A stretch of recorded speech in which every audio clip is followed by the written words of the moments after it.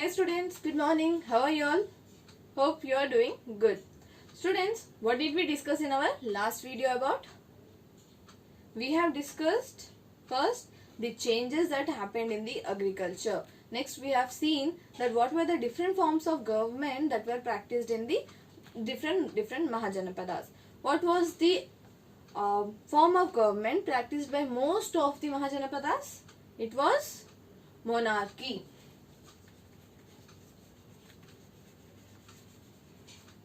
And we have seen an example of monarchical Mahajanapada, right? What was that? It was Magadha. Correct. And there was another form of government. It was republics.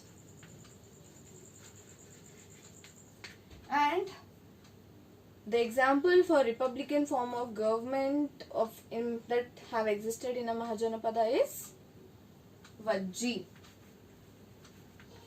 So today we are going to see about Vajji. What were the things happening? What kind of government was prevailing there? And what were the features? Okay students? Before that, one common thing. This is Vajji, right? And sometimes it is also called as Brijji. So if you come to hear the name Vajji or Brijji, do not get confused. It means the same. In few maps you can see it written as Brijji, and whereas in others it will be as Vajji.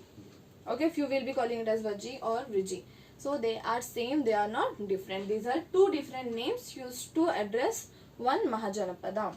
Okay, as we have seen, they were having republic form of government, and these republic form of Mahajanapadas were also called as Gana Sanghas. So usually Gana means where a group of people would be present, and Sanghas is nothing but association of people. That means here we can say association of many group of people, and the chief or the leader who used to rule over this place was called as Ganapati.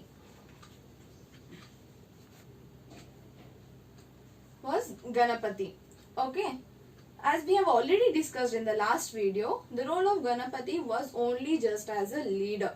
He was not the king. The people have chosen him. If the people find him doing anything wrong, he was not doing his duties properly, then people had the right to take away him and can appoint or elect a new chief or new Ganapati in that place. Okay, and in few places, you know students, there were hundreds of rajas. That means all the people were ruling. That means they were collectively ruling. No, so everybody were called themselves as Raja only. And there were number of meetings held in those republics to discuss if they are having any fear of getting attacked by other kingdoms, what to do, what are the decisions, if any problem is being faced, if any disease is there, how to cure, how to solve everything. They used to decide after conducting a meeting in the Mahajanapada. Okay, so after that only they used to take any decision. They used to involve each and every person. They used to take everybody's opinion before passing the decision, as it happens now. But if the people were not coming to any conclusion, what was the process to get to a end, to get to a final decision? They used to go for vote. They used to go for the vote. So if they are having two solutions for a problem, and whichever solution would get maximum number of votes would be selected. So here we have seen what were the different kind of things done in Vijji.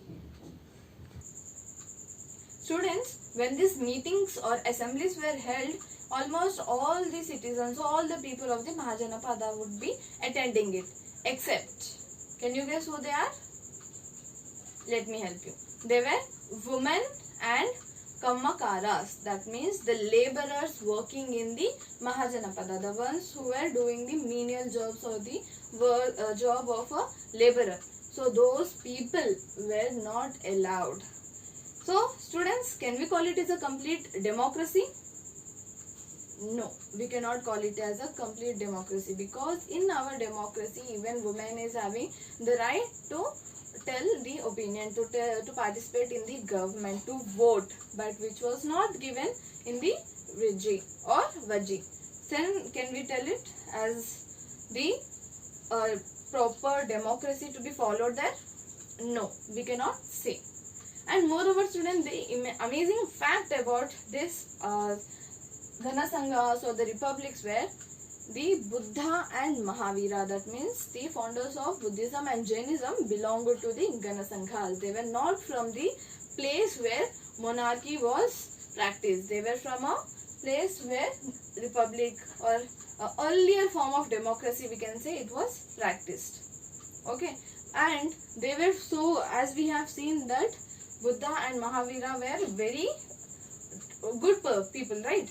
They have established the new religions called, they were the founders of Buddhism and Jainism. They were noble people and they have got enlightened. That means they did not have any bad quality in them. So there was an incident that happened with Ajatashatru. Who is Ajatashatru? The son of Bimbisara, who used to rule on Magadha. So you want to know what was that incident? Let's see. Students, see here, it's a surprise. So here there is a task which was waiting for you, and the task is differentiate between the form of government in Vaji and India today. We call them as republics or democracy, no? So you have to find out the differences and the similarities that have existed in the Vaji and India today. So we were talking about the incident, right, that happened between Ajatashatru and Buddha. Okay, we will see what it is. Now, this incident was mentioned in the Digha Nikaya, about which I have told you in the earlier videos only. That means it is one of the texts written by Buddha, and it mentions about the Mahajanapadas of that time. Okay, so let's see. This is an account of Vajis from Digha Nikaya, a Buddhist book which contains some of the speeches of the Buddha, which were written down about 2300 years ago. So in this, what happens, student? Ajatashatru, who wanted to attack Vaji, okay, as he already have conquered Kosala, right, and he also wanted to attack Vaji. So to take advice on this, as we have seen, both father and son, Bimbisara and Ajatashatru, were the good devotees of Jainism and Buddhism. So he went to the Buddha. He has sent his minister named Vasakara to Buddha to get some advice. Then Buddha have asked whether Vajis met frequently in full assemblies. That means all the people were involved in the meetings? Yes. So he heard that they have conducted meetings with all the people. So the response of Buddha was very amazing. So he said that Vaji will always be so prosperous till they continue to conduct such full and frequent public assemblies. That means involving all the people, all the common people, and frequently. That means not giving much gap between one meeting to the other. They met and acted together. That means whatever decisions were being taken were taken by consulting and taking the opinions of all the people. They followed established rules. That means nobody used to break the rules mostly there. Everybody used to follow the rules made by the people or the kings at that time. They respected, supported and listened to the elders. That means the people who lived long back also, they had lot of respect for elders.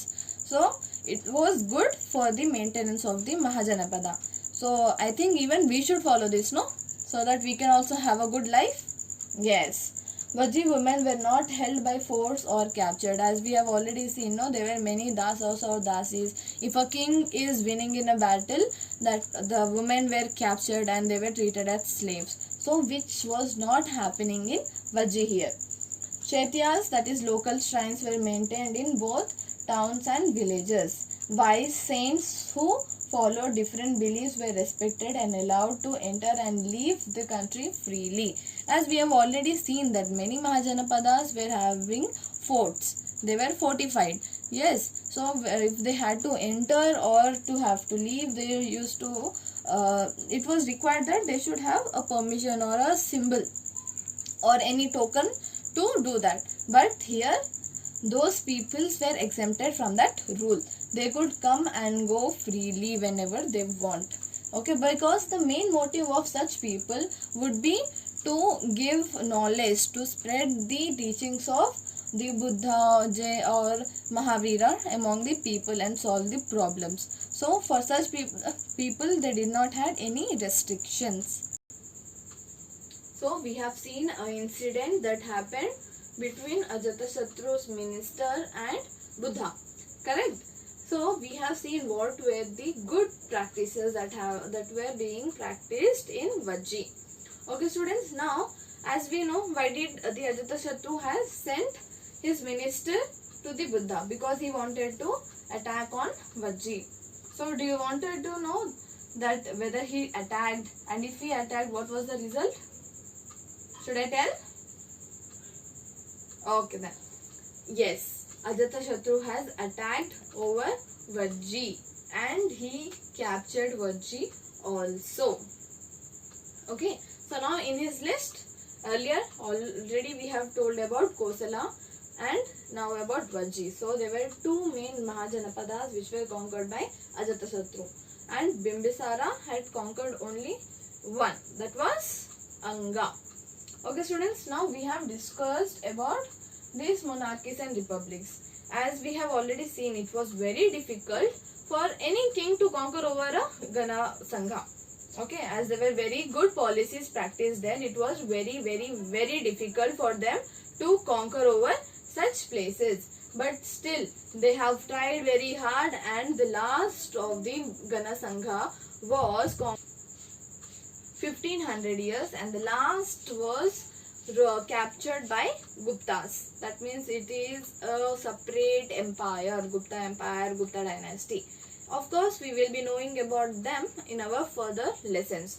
Okay, so it was not very easy, but people have tried, those powerful, they have used their armies, and finally they have conquered all the Gana Sanghas. So completely at this point of time, only monarchy was practiced. That means one single rule of a person over a kingdom, and that too it was a hereditary position. That means from father to the son. Okay, so this was the practices that were being happening in India. Do you think were any such republics or earlier form of democracy practiced in the other states? Want to know? Then let's see. So students, we are going to learn about a place, Athens, which is in the continent of Europe. Okay, so you have to try pointing out the Athens in your atlas. You will be having at home now, so you have to try practicing the location of Athens. Okay, so this was a place where early form of democracy was practiced. So this is a map here showing the Athens there. Okay, and practice it home in your atlas. Okay students, so this was a place which used to have a democratic form of government. People have set a form of government called democracy. They used to call it as democracy at that time, and they have almost continued to use this form of government for 200 years. So all the free men over the age of 30 were considered as full citizens. Now to consider as adult in India, what is the age? It is 18 years. Yes students. So but there is a main thing to be noticed in the sentence, that is free, that I have written and highlighted in red color. That means who were not bounded. That means they were free to do anything. And when we say they were free men, on the other side there could be men who were bounded. People who were bounded and they were not free to do anything. They were treated as slaves or other workers. Okay, let's see. There were thousands of slaves in Athens, working in mines, fields, households and workshops, and they were not considered as citizens. Women were also not considered as citizens. Many foreigners who lived in and worked in Athens as merchants and craftspersons were also not considered as citizens. Now basically we can think that only the men of Athens were considered as citizens after reaching the age of 30 years. Okay. Now students, is the last point they have given about foreigners. Now in India, do we have foreigners working here or in any position might be? Yes. Even now we don't consider them as Indian citizen, right?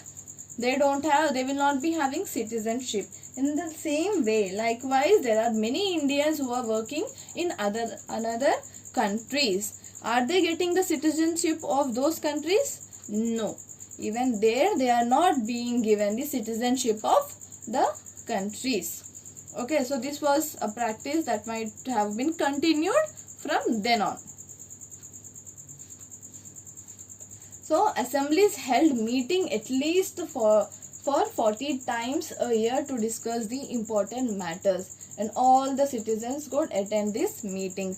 Now when they are saying all citizens, it meant only men who were above 30 years. The labours were not included, and women were also not included. Foreigners, even those were not included as the citizens. So, and this is a place where they used to have their regular meetings or the official meeting. It is called Pinks.